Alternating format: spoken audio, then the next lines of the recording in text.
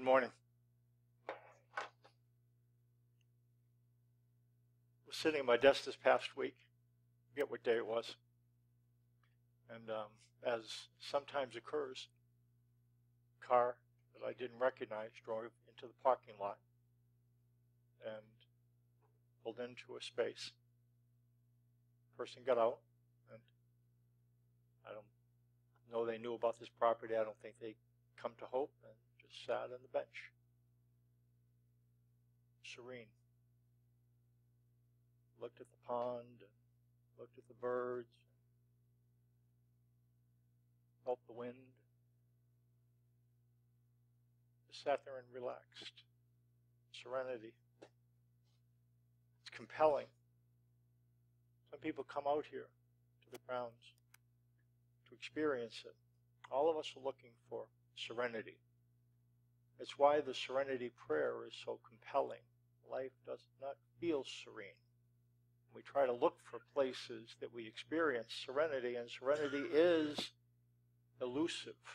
It's tough to find and tougher to keep. Figure, Garden of Eden.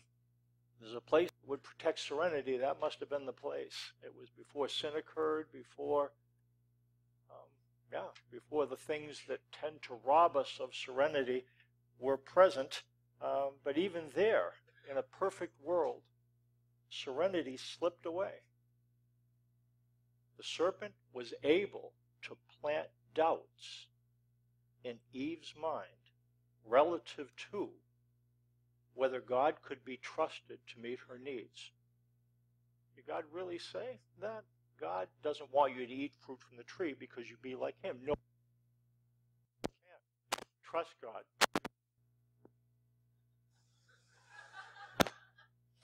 You really can't trust God to... Okay. Yeah.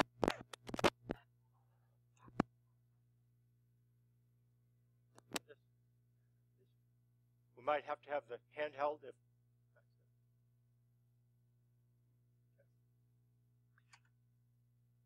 Serenity.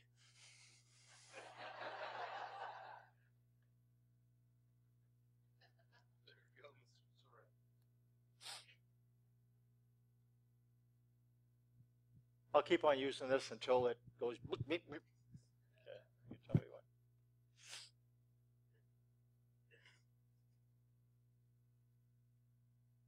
Serpent was able to introduce doubts into Eve's mind relative to the character of God, and because he was able to do this, serenity was siphoned off. Serenity was the first casualty of these doubts. Even before Adam and Eve ate the forbidden fruit, even before they ate the forbidden fruit, serenity had already left the building. It's interesting, isn't it? In fact, the introduction and the entrance of sin came on the far side of the exit of serenity. Do you agree with me? Serenity left, then sin entered. That seems to be a pattern.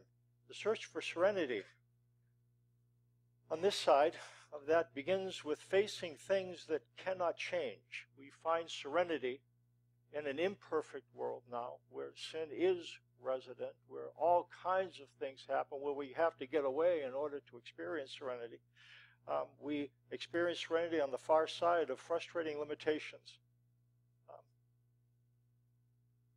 Serenity prayer says, God, give me the serenity to accept the things I cannot change. We're going to look at just that piece. We're going to break the serenity prayer down. It's going to take us 8 weeks to go through it. Some of it you're familiar with. Some of it you might not be. So we're going to look at the serenity prayer in its entirety, break it down piece by piece. The original language for the serenity prayer is a little bit different. This is, God, give us the serenity. God, grant us. God, grant me the serenity to accept the things I cannot change. Originally, Reinhold Niebuhr, when he wrote these words, here's what his version said. God, give us the grace to accept with serenity the things that cannot be changed. It's a little different, isn't it? A little different. God, give me the grace to accept with serenity the things that cannot be changed. According to Niebuhr, God doesn't give serenity, he gives grace. And the grace opens the door to serenity. This one, let's think about that. Let's think about, because we want to find serenity, okay, now we have to find grace. Because God gives us the grace to accept with serenity, so we got to back up a little bit, don't we? If we're going to look at serenity, we got to look at grace. And what we're going to find out is, if we're looking for grace, then we've got to find humility. God gives grace to the humble. Look what James says. We've looked at this verse when we talked about faith lifts. What causes fights and quarrels among you? Don't they come from your desires that battle within you? The serenity bleeds away because we end up being at war with ourselves. We end up thinking about this and that and the other, and we want this and we want that, and we can't get them both, and serenity kind of leaves. It goes on to say, or do you think the Scripture says without reason that the Spirit he caused to live in us envies intensely? But he gives us more grace. That is why Scripture says God opposes the proud, but gives grace to the humble. So if we're going to find serenity, we need to experience grace. If we're going to experience grace, what we're told scripturally is he gives grace to the humble. What does that mean? If we want to find serenity, we've got to find grace. If we want to find grace, we've got to experience humility. Therefore, as we search for serenity, our first stop then is to try to figure out humility. How do we become humble? What is humility? And humility talks about the process whereby God ends up developing humility. And one thing we see is that humility is not something that we can teach ourselves. It's something that we learn and that God teaches us. And we'll see in Deuteronomy and different passages the kind of things that God does in order to teach us humility. And you know why we have to figure that out now, right? Because if we get humility, then we can find grace. And if we can find grace, then we find serenity. So that's the way it works. Look what it says in Deuteronomy 8. Remember how the Lord your God led you. Moses is speaking to the Israelites at the end of their 40-year sojourn in the wilderness. And Deuteronomy is the second giving of the law. The first one was early on at Mount Sinai. Now 39 years had passed. And most of the people, there were only 2 that survived the trip. And he speaks to the people because they need to hear it again. And here's what he says. Remember how the Lord your God led you all the way in the desert these 40 years. And that must have been weird to hear. You know, if you read through the accounts, it seemed like they walked in circles. You know, they did this, and then they went here, and what it indicates here is that God led them in the wilderness. They weren't cast adrift. They weren't left behind. God led them. And he goes on, led you all the way in the desert these 40 years to, there it is, to humble you. To humble you. And to test you in order to know what was in your heart, whether or not you would keep his commands. He humbled you. And it's going to give some things here that God did. How do you humble somebody?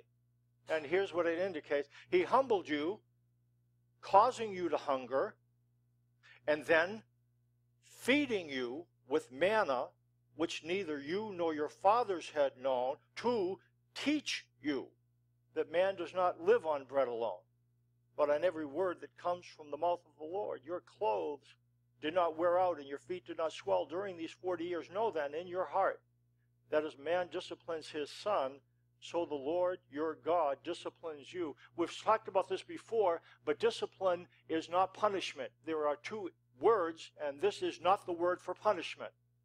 And there's a difference between discipline and punishment. There's a different motive and a different focus. The focus of discipline is on future correct behavior. When discipline is appropriately administered, there might be some difficult things, but those things are brought to bear in order to promote what is right. That's discipline. Discipline is focused on future correct behavior. Punishment is focused on past incorrect behavior. When it's punishment, it is balancing the scales of justice. You did that, and because you did that, you're going to need to experience this. Okay, and this, okay, that has its place, but it's not the word discipline. Discipline is about future correct behavior. And the motives are different as well. The focus is different, right? The focus of discipline, future, the focus of punishment, past. The motive for punishment is justice, fairness, but the motive for discipline is love. And that's what it says. God develops humility as a means of child rearing. In fact, the literal rendering of the word discipline means, if I have a child with me, I'll show you what discipline is. It's to be with a child. And if there's a child here, it's to come down to the child level. That's to be with a child. That's what discipline means. When God does that, and because he parents us, think about mothers and the things that mothers do to try to develop character. God does those things, and he causes hunger. What do you do to cause hunger? How do you cause hunger? Withhold sustenance. You used to be able to eat at this time and eating these things. To cause to hunger is to remove that experience of being able to eat. Causing hunger. Hunger is one of those things that you can't live without. Not food you can't live without. Hunger is an alarm system that God developed, alerting you to a need that you cannot afford to neglect because you'll die. That's what hunger is, an alarm system. And there's some things that you can get rid of. You know, there's desires that are more or less intense. Hunger is one of those things that you can't forget for long. And God causes us to hunger. What that means, in order to humble, God will expose you to needs that you will not be able to set aside. It's not just physical hunger it's talking about in the text. It's emotional hunger. It's the desire for companionship. It's the desire for love. It's the desire for security. Basic desires. And what God will do, apparently, he will cause you to hunger. And that means your social world won't be what it needs to be. Your physical world won't be what it needs to be. Your emotional world won't be what it needs to be. And it will surface needs, and these needs are not just passing fancies. They will be deep. It will cause you to hunger. And as you're waiting there, in order for these needs to be met, you'll try to set them aside, but they won't be set aside.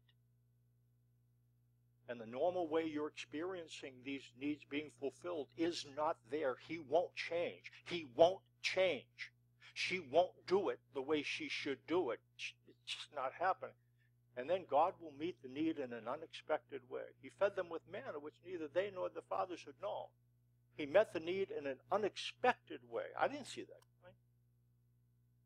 I had no idea. I was languishing in this need. I couldn't get rid of it. And all of a sudden, this came, and the need wasn't as dramatic. He causes to hunger, feeds in an unexpected way, in order to teach us that man doesn't live by bread alone. We don't live by bread alone, but on every word that comes from the mouth of God. You know what the literal text says? It says, man does not, to teach us that man doesn't live by bread alone, but on everything that comes from the mouth of God. It doesn't say every word, everything. What comes from the mouth of God? Food? At some point, yes. Everything comes from God.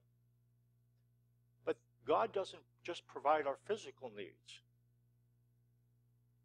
He also says things to us. And sometimes the things he says have greater entrance into our minds when we're hungry, when we're looking for a way to stabilize ourselves. God teaches us to rely not just on the food that he speaks out, but on everything he speaks out, the promises that he speaks out. If life were always nice, we wouldn't look to God intensely. Would you agree with me? The fact is, we don't trust God until we have to. I wish that wasn't so, but it is. And God knows that. He develops humility by causing us to hunger, then feeding us in an unexpected way, and he teaches us that we don't live by bread alone, but every word that proceeds from the mouth of God. Serenity is not an easy process. The road to serenity is anything but serene. Anything but serene. It would be nice if God could just give us serenity. That would be a great thing. And again, I'm not blowing up the prayer, because God grant us the serenity. Yeah, absolutely. But the way God gives serenity, he doesn't give serenity directly. Remember? So he gives, according to Niebuhr, grace. And in order to receive grace, he teaches us humility. Humility, grace, serenity. He gives grace to the humble, and the process of learning humility apparently hasn't changed much. Look what Paul says in Philippians 4. I have learned to be content, whatever the circumstances. Paul writes, I know what it is to be in need, and I know what it is to have plenty. I have learned, how about if we could write this book? The Secret of Being Content. How many copies, if we could write a book like that, how many copies of that could we sell? The Secret of Being Content. What is the secret of being content? We're going to answer that question, but one thing we're going to find, we learn it in places where we have what we need and we don't have what we need. I have learned, Paul says, whatever the circumstances, to be in need and to have plenty. So the place we learn that secret is having all we need at one point and not having all we need at another point. Life is mixed up that way. It's lurchy. You know, there's sometimes you're flowing and things are coming through, but then there's sometimes you're hitting walls, and it's the unpredictability of that feels so destabilizing. I mean, if we could know, okay, on Monday, Wednesday, and Friday, you're going to feel lousy. Tuesday, Thursday, Saturday, then you're going to feel good. Sunday will be a blessed day. You know, always. But if you knew that, okay, it's Monday, let me see what Monday is a good day, so it's going to be a good day too. But that's not the way life is. It's unpredictable. And that's the problem. But that's the path on which we learn. That's Paul says contentment. I've learned the secret of being content in any and every situation, whether well-fed or hungry, whether living in plenty or in want. And here's the secret. I can do everything through him who gives me strength. I can do everything through him who gives me stuff. No, that's not what it says. I must get that wrong. I can do everything through him who gives me, not stuff. We tend to think that stuff will provide contentment. If I had a better job, better house, better kids, better mate, what Paul says, he learned, I can do all things through him who gives me strength. So now we have another thing that we have to figure out. Strength.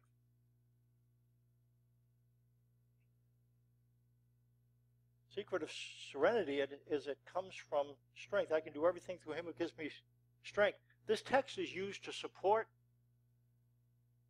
unlimited living. I can do anything through him who gives me strength. I can do anything. I'm bulletproof. That's not what it means. It's not indicating that I've learned content by getting what I want. The secret of contentment is that it can be there when you don't have what you want. There's a couple kinds of contentment. One is based on getting what you want. That's a pretty good contentment. You know, there's a better one. How about this? How about this?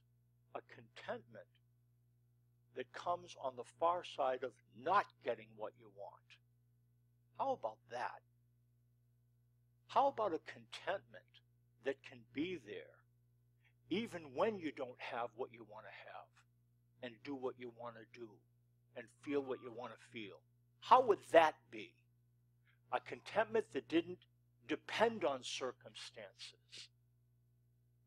That's a contentment that's supernatural. Natural contentment is, okay, I have what I want, do what I want, feel what I want, I'm content. Person sitting on the bench for a little while, that's okay. But what about sitting in the office at a job you don't like? Is it possible to be content there? You looked into the water. Peaceful. How about looking into a family situation, pulling up into the driveway, and knowing the turmoil that you're going to face when you walk into the house, or the emptiness you're going to face? What about that place? Content. How does that happen? How does that happen? You know what Paul figured out? It can happen. But you have to know what to look for. You can't look for stuff. And you don't look for serenity. You look for strength. I can do all things through him who gives me strength. What kind of people experience strength? Look at what it says in Isaiah chapter 40. We're going to look at what kind of people experience strength. Why do you say, O Jacob, and complain, O Israel, my way is hidden from the Lord, my cause is disregarded by my God? Do you know why they're saying that? My way is hidden from the Lord, my cause is disregarded by my God? I think you understand it. I understand this.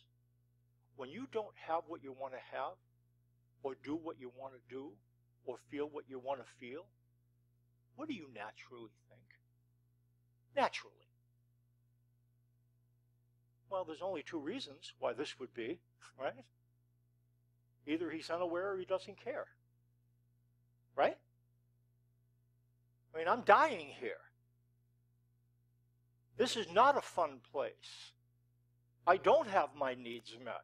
I have what I don't want to have. I'm doing what I don't want to do, and I'm feeling what I don't want to feel. Now, there's only one or two reasons why that would be so. He's unaware of what I'm going through. And so, he's up there being busy. You know what I mean? He's taking care of, holy people, spiritual people, people unlike, us. He's either unaware or he doesn't care. He sees my need, but he's just not going to do anything about it. You can understand that, can't you? You understand why they're saying what they're saying? At this point in Israel's existence, life wasn't good. And they're saying one of two things. My way is hidden from the Lord. He doesn't see. I don't know why he doesn't see, or he does see, and my cause is disregarded. He's looking at it and he's brushing it aside. He goes on, do you not know? Have you not heard? The Lord is the everlasting God, the creator of the ends of the earth. He will not grow tired or weary, and his understanding no one can fathom. What it's saying, God understands where you are, and why you feel what you feel, why you do what you do, and why you have what you have. But he's not disregarding you, it says. He hasn't fallen asleep. He doesn't fall asleep. He doesn't need it. He doesn't need 5 hours a night, doesn't need 2 hours a night. He doesn't sleep. There's never a time where he dozes off and misses something that happens to you. Never happens. He doesn't grow tired or weary, and it's not that he has a mental lapse. Oh, I forgot to look at you. I'm sorry. I just kind of, I didn't fall asleep, but it was just like I kind of didn't know what was happening there for a minute. But God never has lapses like that. He understands what you're going through.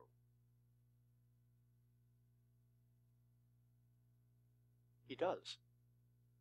And okay, what is it then? Is he disregarding me, or? It goes on. He gives strength to the weary and increases the power of the weak. What kind of person experiences strength? The answer? A weary one. A weary person. I'm tired of having to face this, face that, do this, do that, feel this, feel that. Weariness? I think some of you are thinking, well, I think God is far away from me because I don't really praise Him. I'm kind of weary. You are exactly where God is. If you can embrace your weariness and stop blaming yourself and stop blaming somebody else, just admit you're weary. I'm tired. And it's because of him, it's because of her, they're involved, but it really is between you and him.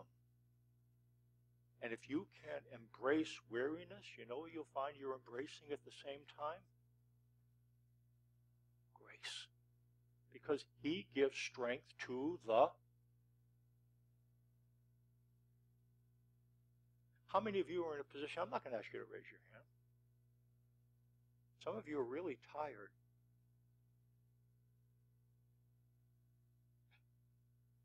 You are this far from him.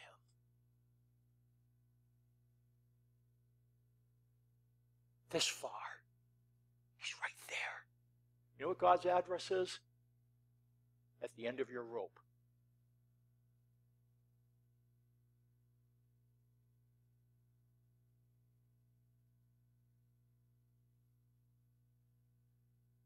He gives strength to the weary. Strength, grace, humility, serenity. But serenity is not something that he gives in the middle of things that are difficult. He gives in the middle of weariness.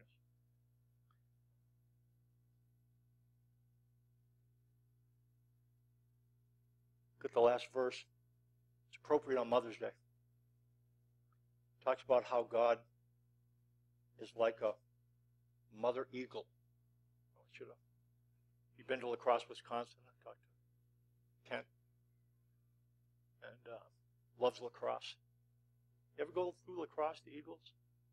You know, the cliffs? You know, when you... what will happen, I guess, is that eagles will nest on cliff faces. They'll create this nest made out of sticks and stones and rocks, fur. And then it describes, so you can picture a little eaglet hanging out in the nest, nice and cushy, comfortable. Serene.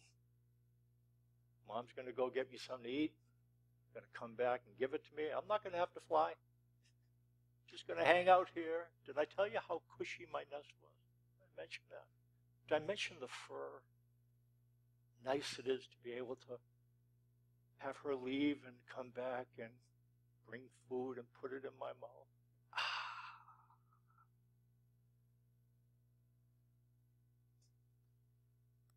It says, in the desert land he found him, in a barren and howling waste. He shielded and cared for him. He guarded him as the apple of his eye, like an eagle that stirs up its nest and hovers over its young, that spreads its wings to catch them and carries them on its pinions. The Lord alone led him. No forward God was with him. This is describing what a mother eagle does. So here's this little eaglet hanging out in the nest, and what the mother does is, it would be the virtual equivalent of taking a mattress and making the springs come up through it. Some of you know that kind of mattress. And you know, I can't lay there, I've got to lay here. This is not those Tempur-Pedic dealy-willies. This is not body forming. You know, there's that place in the mattress, and if you get to... Anyways, that's what the mother eagle will do, is make rocks and sharp things stick through the fur.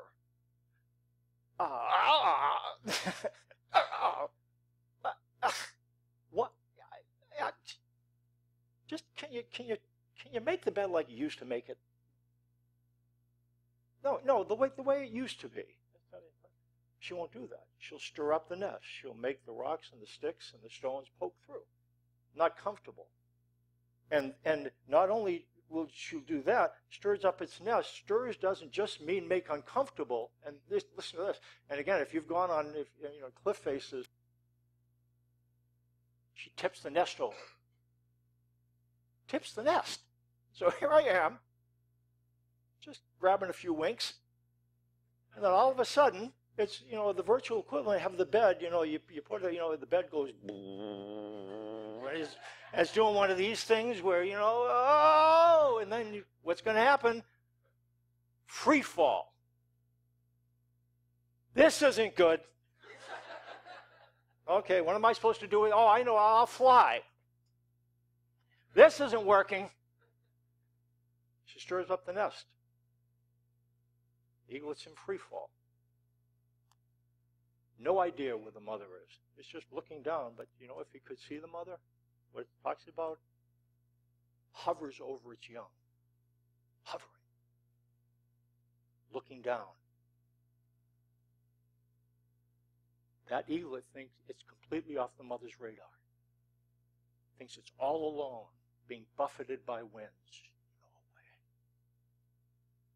And then, if danger is around, or if, eventually, the ground is dangerous. It's not the fall that kills, it's the landing. The fall won't. She'll swoop down and carry the eagle gently on its pinions, carry it back up to safety. Oh, that was nice. Yeah, let's do that again. And you know what she'll do? She'll do that again. And she'll do it again. Stirs up, hovers over, catches and brings back until, oh, that's how she teaches her young to fly.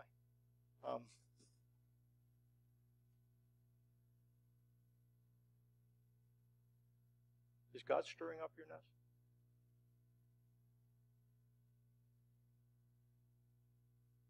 Frightening. Free fall. The security that you had is gone. Not there. You're exposed to things, terrors. It's frightening to be where you are right now. Frightening. Where's God? He's abandoned me. No, he hasn't. No, he hasn't. If you could see him, he's hovering. You're in his gaze. It's difficult to learn to fly, but he swoops and brings and teaching how to fly. This is the image of mothers. And that's why we honor mothers on Mother's Day. Aware of their children. That's why we appreciate mothers. Mothers keep their kids in the center focus. It's also why we do communion. When you're falling, communion gives us an opportunity to reacquire. Here's what communion does.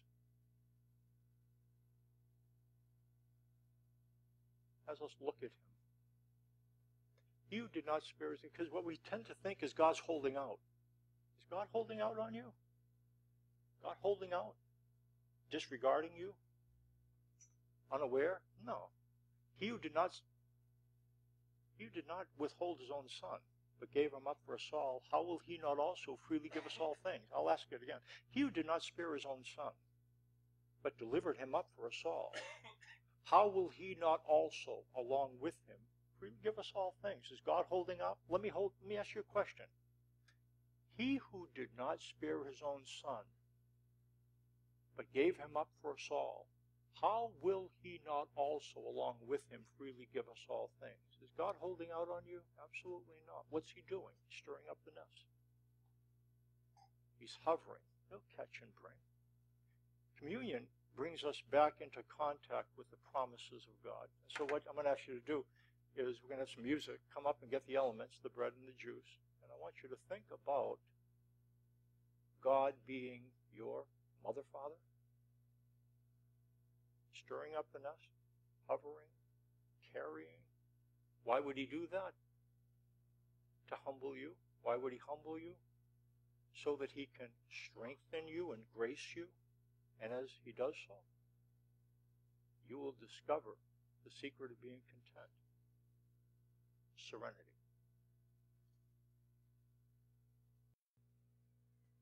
Father, thank you for your character and your care. You understand what happens when we get weary. We feel neglected and ignored, and that's part of the process.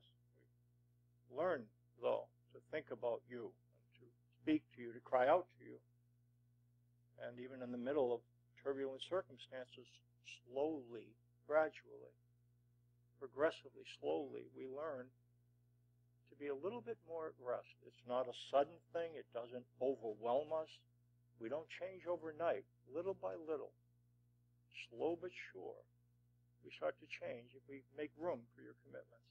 Help us to do that, to learn serenity in the midst of difficulty by holding on to the realities of our life and holding on to your hand at the same time. In Jesus' name, amen. Happy Mother's Day.